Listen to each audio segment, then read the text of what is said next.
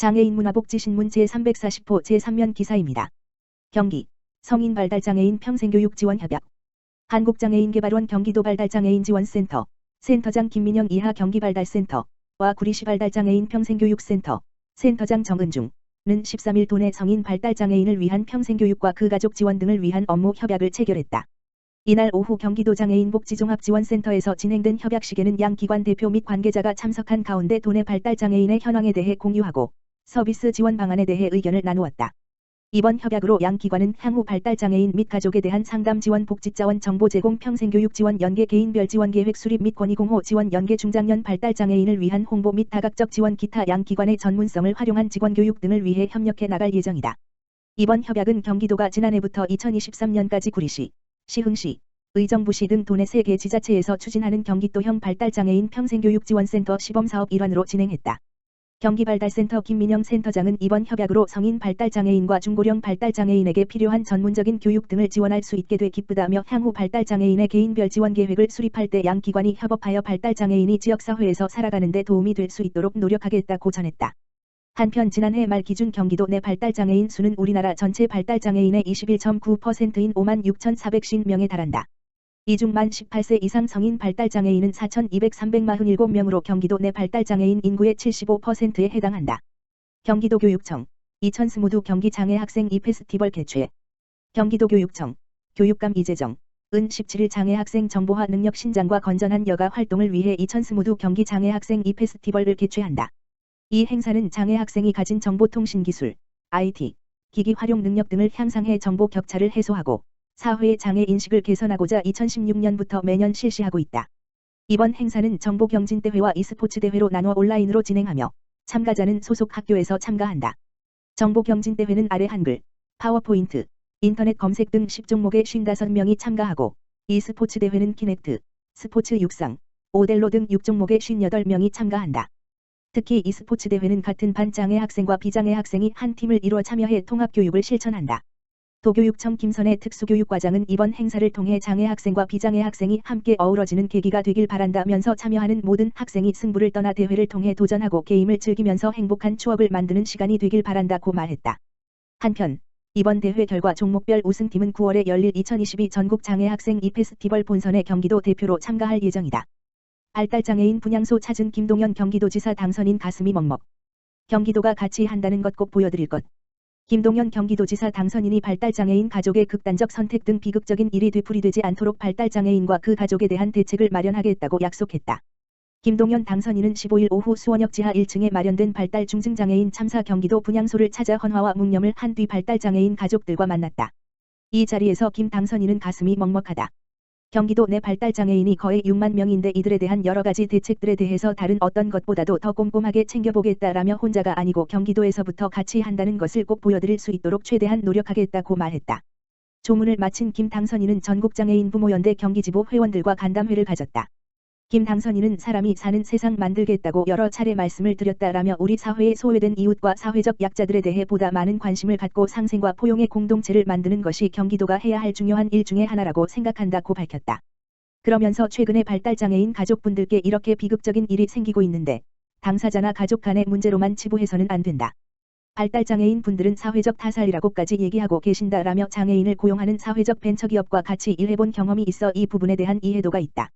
발달장애인을 비롯한 장애인의 일 문제, 주거 문제를 해결할 수 있도록 앞으로 도정을 맡으면서 지속가능한 대안을 찾아보겠다고 강조했다. 김동연 경기도지사 당선인의 발달장애인 분향소 방문은 이번이 두 번째다. 김 당선인은 선거 유세 마지막 날인 지난달 31일 분향소를 참배했었다.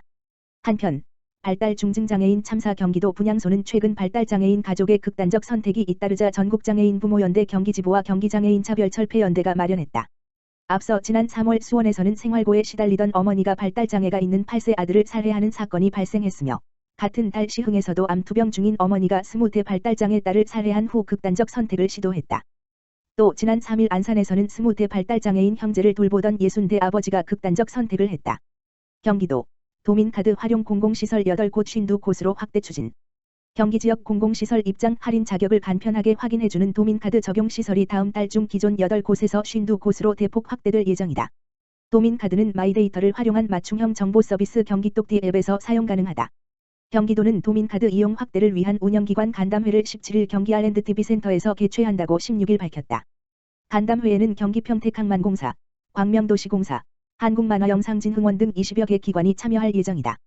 도민카드는 경기똑띠 앱 설치 후 본인 인증을 받고 카드 발급 통해 절차만 거치면 되며 발급 후 바로 사용할 수 있다. 적용되는 공공시설 현장에서 도민카드를 제시하면 거주지, 나이, 자녀 수, 장애인이나 유공자 여부를 확인하고 해당하는 할인을 제공한다.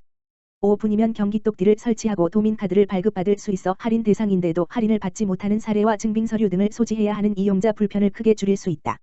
이날 간담회에서는 도민카드 서비스 이해도를 높이는 한편 공공시설 운영기관의 의견을 수렴하고 서비스 개선이 필요한 부분을 도출할 계획이다. 또한 도민카드 이용 확대를 위해 현재 활용이 가능한 8개 시설, 경기도 어린이박물관, 경기도자박물관, 수원화성행궁, 광교호수공원, 가족캠핑장, 수원시 리바이파크, 미술관, 용인농촌 테마파크, 용인자연휴양림, 경기도 자탄기 푸른숲, 을 포함해 광명동굴, 남한산성 행궁, 한국만화박물관 등 도내 52개 공공시설에서 다음 달 중으로 도민카드를 이용해 도민들이 별도의 신분증이나 증빙서류 없이 편리하게 입장 할인을 받을 수 있도록 할 방침이다. 김규식 경기도 미래성장정책관은 경기도 마이데이터 서비스 경기똑띠는 시군과 공공기관들의 참여와 관심이 중요한 만큼 기관 간 소통과 협력을 통해 도민 맞춤형 서비스를 지속적으로 확대할 것이라며 앞으로 52개 공공시설뿐만 아니라 다양한 민간시설에서도 빠르고 편리하게 할인을 받을 수 있도록 단계적으로 서비스를 확대해 도민 편의를 높이겠다고 말했다. 한편 경기도는 지난 10일도 시군, 공공기관의 복지사업 운영부서와 영상으로 간담회를 열고 맞춤 복지정보, 맞춤 알림 서비스와 관련한 기관 의견을 수렴했다. 오는 24일에는 시군 정보화 부서의 의견까지 종합적으로 수렴해 8월까지 개선이 필요한 서비스에 대한 업데이트를 진행할 예정이다. 경기도 7월 말까지 저소득 독거노인 790가구의 에어컨 설치. 경기도가 올해 폭염 대책의 하나로 도내 저소득 독거노인 790가구의 에어컨 설치를 지원한다. 폭염 대비 에너지복지 지원 사업은 경기도와 23개 시군이 함께 추진하는 사업으로 도내 에너지 취약계층 가운데 온열 질환에 상대적으로 더 취약한 기초생활수급 또는 차상위계층 독거노인 가구에 6억 3천여만 원을 들여 냉방기기, 에어컨 설치를 지원한다. 에어컨 설치는 10일 이천시를 시작으로 7월 31일까지 설치하는 것을 목표로 하고 있으며 아직 신청 물량이 마감되지 않은 남양주시 등 7개 시, 파주, 광주, 양주, 이천, 여주, 과천은 접수 중이다. 신청 접수가 가능한 7개 시 거주자 중 신청을 희망할 경우 경기환경에너지진흥원 생활환경사업팀 지역번호 031-985-0769 또는 가까운 읍면동 행정복지센터를 통해 관련 안내를 받을 수 있다. 또는 에어컨 설치 지원에 그치지 않고 안전한 에어컨 및 전기설비 사용을 위해 무상 전기안전 점검도 실시할 예정이다. 점검은 에어컨 설치 후 약 1년이 지난 내년 상반기 한국전기안전공사 한국전기기술인협회와 함께 실시한다. 올해의 경우 지난해 에어컨 설치 가구인 829가구를 대상으로 지난달부터 전기안전 점검을 실시하고 있다. 최혜민 경기도 기후에너지정책과장은 온열질환에 취약한 어르신들에게 에어컨은 무더운 여름철을 극복하기 위한 필수품이라며 앞으로도 에너지 취약계층의 복지 사각지대를 없애기 위한 다양한 지원 방안을 마련해 나가겠다고 말했다.